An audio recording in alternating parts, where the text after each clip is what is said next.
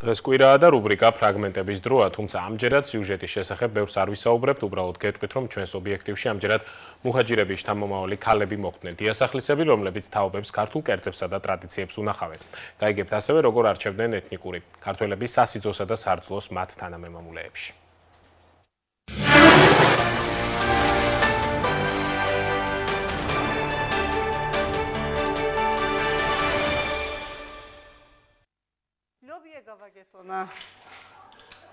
შავი ლობია არა, მოლოხტო, მწვანე ლობია.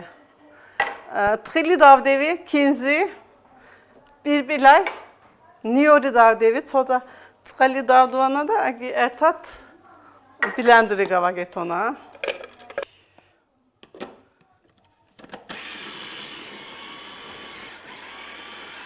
მალახტო ანუ მწვანელობიო აჭარულად სოფელ დუაიერში კარგად შემონახული ქართული კერძია. მას მუჰაჯირების შთამომავლების თითქმის ყველა ოჯახში ამზადებენ და უფრო მეტიც ქართულ სუფრაზე საპატიო ადგილსაც უთმობენ.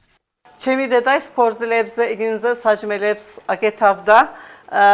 ჩვენ ქართულ ყოლისფერი რაფერ იქაიღო აქას ისე მოიტანენ. გარის გაღების მერე და ჩვენას კარგად დევსტავლეთ. წინ ცოტა მივდოდა არისოდან ქართული ლაპარაკი მე სარვისოდი. იმის მერე წევედით, მოვედით, ნენელა სუნთელი დევსტავლეთ.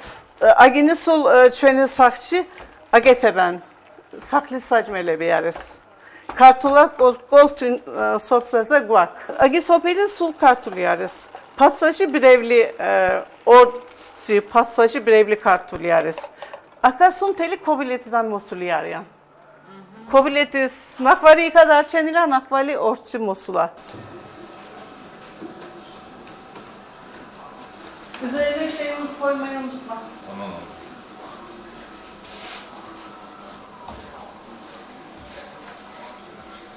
ახლა ჰინგალს ვაგეთებ. თქვენ სავეთ არ იქნება ამა, ჩემის ასე არის. ჩვენ ძალიან გვიყვარს ჰინგალი. აჭარული სამზარეულოს გარდა აქაურ საქართველოში არანაკლებ პოპულარულია ხინკალი და ხაჭაპური. მისი მომზადება თითქმის ყველა დიასახლისმა იცის. შესაბამისად, მათ ქართველების საოჯახო რესტორნის მენიუშიც შეხვდებით. უფრო მეტიც თავადვე მოგიმზადებენ და საკუთარი წარმომავლობის შესახებაც მოგიყვებიან. ისტორიას თუ როგორ გადმოსახლდნენ ქობულეთიდან შორეულ თურქეთში, ინაიშვილები, მოწყობილები და სხვა გვარის წარმომადგენლები.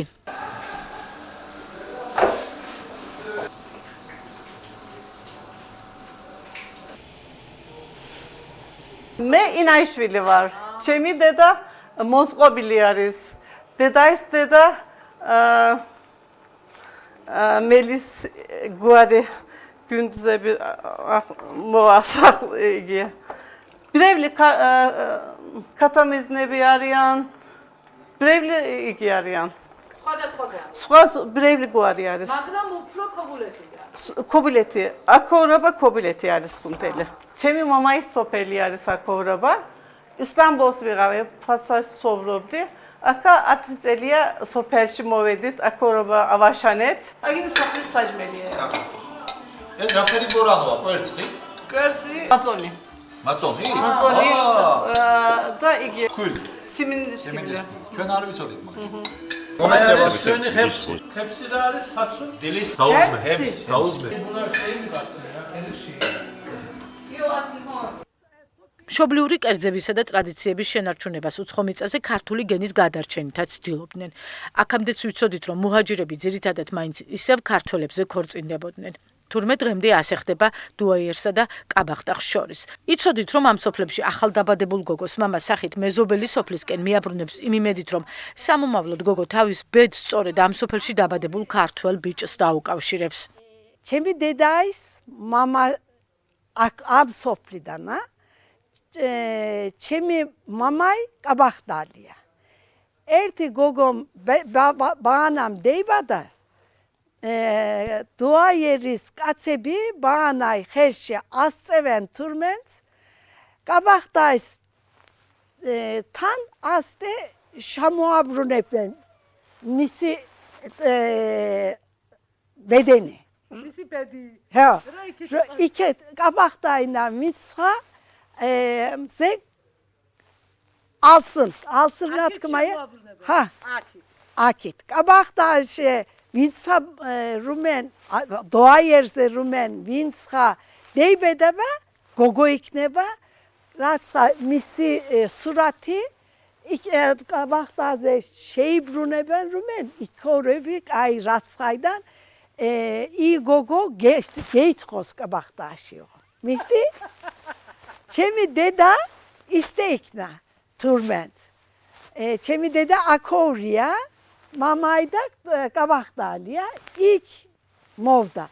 Akori sahli durdane teyze ister, kabaktalıya da akamovda. Kartvelebiya, ertnayrat iqon, imiza isteik seviyodan turment.